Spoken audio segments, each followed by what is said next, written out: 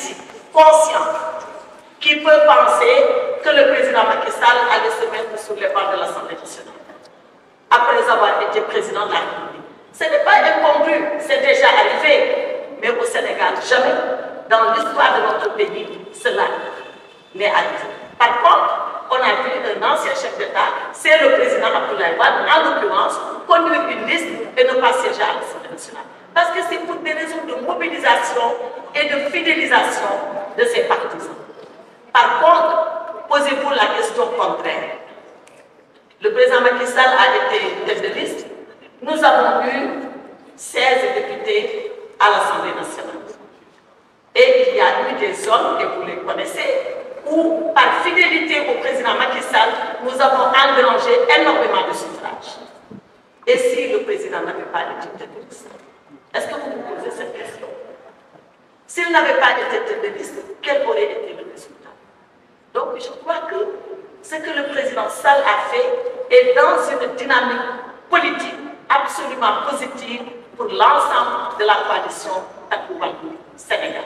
Et il annonce sa démission après avoir remercié les Sénégalais, après avoir remercié ceux-là qui ont fait confiance à la liste Takku-Wallu Sénégal sur son nom, parce que c'est lui qui a conduit cette liste, et je pense qu'il a fait preuve de courage, parce qu'il aurait été plus simple pour un ancien président de la République de dire tout compte fait, c'est pas mon élection, je n'y vais pas.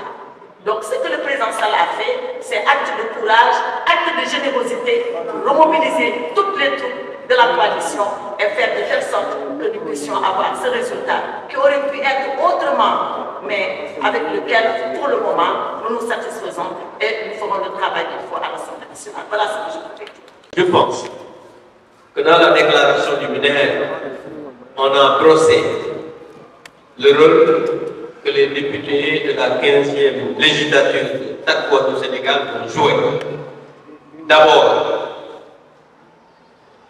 travailler à voter les lois, c'est-à-dire le rôle originel du député, contrôler l'action du gouvernement, participer à l'évaluation des politiques publiques et de faire de la représentation.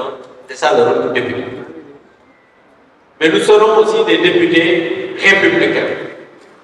Nous ne serons pas dans la critique passive. Nous ne serons pas des députés qui vont passer leur temps à se battre à l'Assemblée nationale.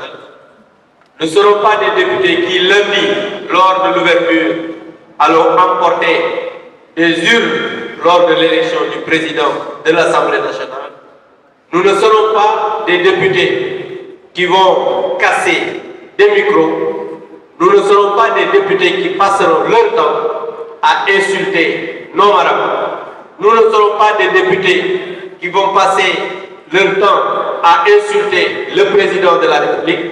Nous ne serons pas des députés qui passeront leur temps à insulter le Premier ministre, mais nous serons des députés en bandoulière des forces de proposition, des critiques objectives, contrôler objectivement l'action du gouvernement, mais évaluer surtout les politiques publiques avec efficience, responsabilité et technicité.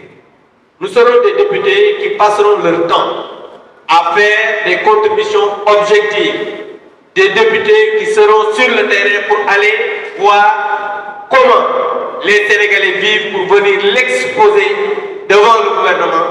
Mais nous aimerions aussi être des députés qui, chaque mois, comme le dit la loi, reçoivent le Premier ministre avec son gouvernement pour des questions d'actualité afin que les Sénégalais puissent comprendre exactement ce que le gouvernement est en train de faire.